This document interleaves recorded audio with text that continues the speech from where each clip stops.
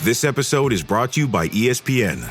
Catch the first WWE Premium Live event on ESPN, WrestlePalooza, live on Saturday, September 20th at 7 p.m. Eastern Time. It's going to be an epic night in Indianapolis, featuring some of the biggest WWE superstars. This event is only on ESPN, so go to stream.espn.com and sign up to the ESPN app today for your all-access pass to WrestlePalooza and all WWE Premium Live events. As a scientist, I can tell you that Sundays are only 24 hours long. But with NFL Sunday Ticket and YouTube TV, you get every game every Sunday all in one place. That's upwards of 30 hours of NFL in one day. How can there be 30 hours in 24 hours, you ask? I have a theory. Magic. New users get NFL Sunday Ticket for 8 payments of $34.50 per month. Sign up at NFLSundayTicket.com. Local and national games on YouTube TV. NFL Sunday Ticket for out-of-market games excludes digital-only games and commercial use. Terms and embargoes apply. Availability varies. War Eagle, and welcome to another edition of Ever to Podcast. This is our regular get-together with you in audio format to catch you up on the latest Auburn news, discussions, topics, things that you need to be aware about when you're going about your business in the Auburn family, out in social media, things that are being discussed most frequently within the Auburn experience. All about Auburn sports, Auburn culture, Auburn family stuff here. Say it with me. If it's orange and blue, it is what we do. So thank you so much for joining us in what we're going to be doing today on episode 65 of Ever to Podcast. As always, I'm your host, Kyle Loomis. Today's date is September 18th, 2025. Today, we're going to be talking about, yes, some more Auburn and Oklahoma prep stuff. We're going to get you ready for the Auburn weekend. And yes, we will be addressing the news that dropped yesterday of some Auburn employees being removed, released from their positions because of inappropriate statements that were made in relation to Charlie Kirk, and a few other things that were put out there and the Auburn space that we're going to try to capture today on this potential last show of the week for Ever to Podcast. I want to keep you as a reminder of that Thursdays we kind of treat as the unofficial last episode of the week for Ever to Podcast, although if there is just a plethora of news that comes out between now and Friday, we may want to do it on a weekend. We may do that, so always be ready for a surprise episode, but we try to do these Tuesdays through Wednesdays to catch you up on the latest Auburn news. Let's get you ready for the Auburn weekend first before we tackle the hard stuff today, because really that's why you're here. You're mainly for the happy Auburn stuff, and certainly there's a lot of that out there. So much going on. We're full swing here into the fall schedule of things.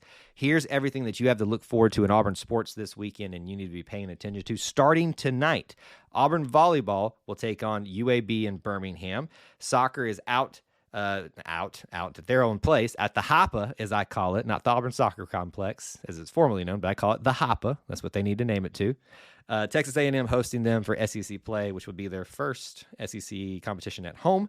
Volleyball will be playing the next day, tomorrow, Friday. Again, same thing. This is all in Birmingham for them. They'll be playing Sanford. And then on Saturday, they will take on South Alabama in Birmingham as well, kind of going through all the in-state schools in this, I guess you'd call it, showcase in Birmingham for Auburn volleyball. Football, obviously, on Saturday at 3:30 kickoff time for Auburn versus Oklahoma. Big first-time matchup in Norman. And then soccer will be participating on Sunday with Mississippi State in Starkville for more SEC play. Keep in mind also men's and women's tennis is in competition in the ITA All-American Championships at various places.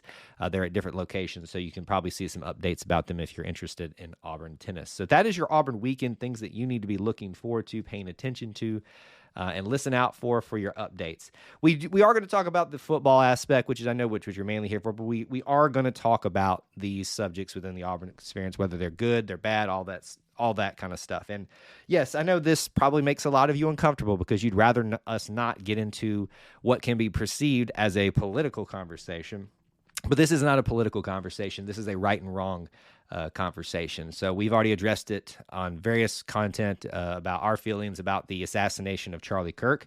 But what has transpired in our country since then is a waft of, and I don't know the correct word to use here, just a plethora of reactions. I would say the vast majority of remorse, even if you didn't agree with him, and sadness for what has transpired in our country, not just for his family alone.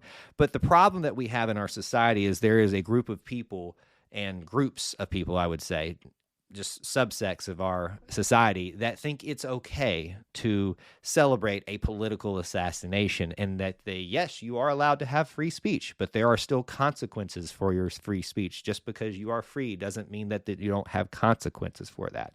So what transpired, the news started rolling yesterday that several Auburn employees of the university had celebrated online publicly the assassination of Charlie Kirk, which is horrendous, horrible, should be condemned fully, and they should be admonished for it. And thankfully, the Auburn University president and all other powers that be there decided that it was appropriate to have them either be fired, released. We'll read some of the statement from Chris Roberts here.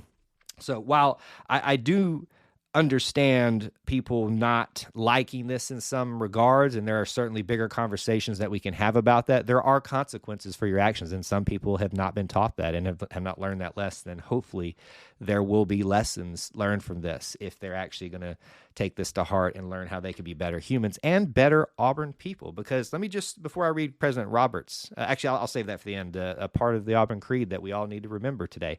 Maybe I won't read the whole thing from President Roberts, but here's a couple of his statements. It has come to our attention that there are Auburn employees who made social media posts that were hurtful, insensitive, and completely at odds with Auburn's values of respect, integrity, and responsibility, in violation with our code of conduct. We are terminating the employment of these individuals. We unequivocally condemn this conduct, which is antithetical. I'm trying to read this thing, to values we hold dear in the Auburn Creed. Couldn't have said it better myself. Please go read the full statement on there. You'll understand. They give some more justifications for this and why this is inappropriate as educators, things like that. Well said, well done by President Chris Roberts and the rest of the team that made these decisions. Now, I will also read for you the Auburn Creed, and the part that I think it is antithetical, whatever the phrase was. Here I am struggling with this word, even though I can read it properly. Part of the Auburn Creed: I believe in the human touch, which cultivates sympathy with my fellow man and mutual helpfulness and bringing happiness to all. Those posts that some of them I saw myself, do not cultivate sympathy, do not provide mutual helpfulness, and do not bring happiness for all. And if you're not able to live by that creed, you do not deserve to have that creed associated with you. That is my view. You don't have to share it. And I know some people are differing on this and aren't as strong a feeling on this, but I am very proud to be associated with Auburn University and the way they responded to this. So we are going to address that today. All right, let's move away from the not so fun things. We can certainly talk about that some more in other formats or things down the line if we need to. Auburn football for the rest of the week. Let's get you caught up on the SEC teleconference. Let's get you caught up on some injury news for Auburn versus Oklahoma. This is very important that we kind of get you ready, geared up for thinking about this game. Coach Hugh Freeze was on the SEC Weekly teleconference, and you can go catch the full summation notes that we were taking while listening to it live on X if you want to get our full context there. Here's a couple things I jotted down. Alex McPherson was talked about, and it sounds like he is getting stronger each and every day, and they've been really limiting his comfort level, or there in his comfort level with what they allow him in terms of distance to be going out there and kicking for Auburn right now. But with his strength getting better and better, there's been a couple of times he's talked about this, Coach Hugh Freeze, about this regiment that he's been on, or this nutrition and diet team that's been working with him to kind of help with his condition and get his strength back up. So it looks like we're still trending in a positive direction, which is outstanding news. We've also got to talk about Champ Anthony, and I'll point this to what we'll talk about in the injury report in just a second, but Coach talked about how much he feels Champ is important to not just the defense, but the defensive back room, and having him back in some capacity, hopefully a full capacity, will provide so much benefits to that room in terms of his leadership, his understanding of what needs to be done in that room to make it better and continue to bring that defense back up to the expectations people had it for it. He was asked about tackling, and this is something that's been brought up before by him, and other reporters have asked him about that the tackling that they were seeing during fall or practice, it's just not translating out there in the field. I'm not really sure exactly why, but they're putting a lot of effort into intentionally doing some drills in individuals and stuff to try to figure out what they need to work on and how they can improve that type of thing. Talked a little bit about Bryce Kane getting some more time, not just at wide receiver, but on special teams, and rewarding him and as the athletic guy that he is. We love to see that as part of that Freeze 4 group. And Jacoby Matthews, who we all kind of got excited when he committed late to Auburn, but most people forgot that he was sitting out for a year, coming over from junior college previously at Texas A&M. So he's still kind of catching up, and that's why we haven't seen him yet. And I think that question was asked in relation to, well, maybe the defensive back room needs a little bit of help. And you can help as long as you are up to conditions, all that kind of stuff. But obviously, we'll wait and see what happens there. Now, the injury list. This is important for you guys to know. This is what was listed by the SEC office of who you can expect for Auburn to have out there. So listed on this report, you've got out, doubtful, questionable, probable. I'll list all those for you. We already know that Darrell Robinson out. Obviously, that means what it means. He's out. He's not available. Doubtful, I always think of it this way, that they're planning on not playing them, and it's going to be a game time decision of where they're going to dress. That's a Morris Williams and Jay Crawford. Those are two huge doubtful additions to that list. You've also got questionable. Champ Anthony's in that. So to me, this always means that they're going to play, but it's questionable to what extent that they're going to be available, and really heavily monitoring what they got going on. Eric Singleton's there too, Rayshawn Pleasant, Isaiah Miller as well. He's been very integral and a guy that can be moved around on the offensive line into different positions. So that's a bigger deal than I think people are thinking about. And you got probable as well in this injury list, where Damari Alston and Malcolm Simmons find themselves. They're going to play, and they're probably going to play their normal amount, but they obviously are being monitored in terms of if something gets tweaked with what they've been dealing with. So that's your injury list. That's your notes from the week, and that's how we want to prep you for Auburn versus Oklahoma. Just one quick shout out to end the show. I know this is a long one today. I always love highlighting our people in the pros when we get a chance.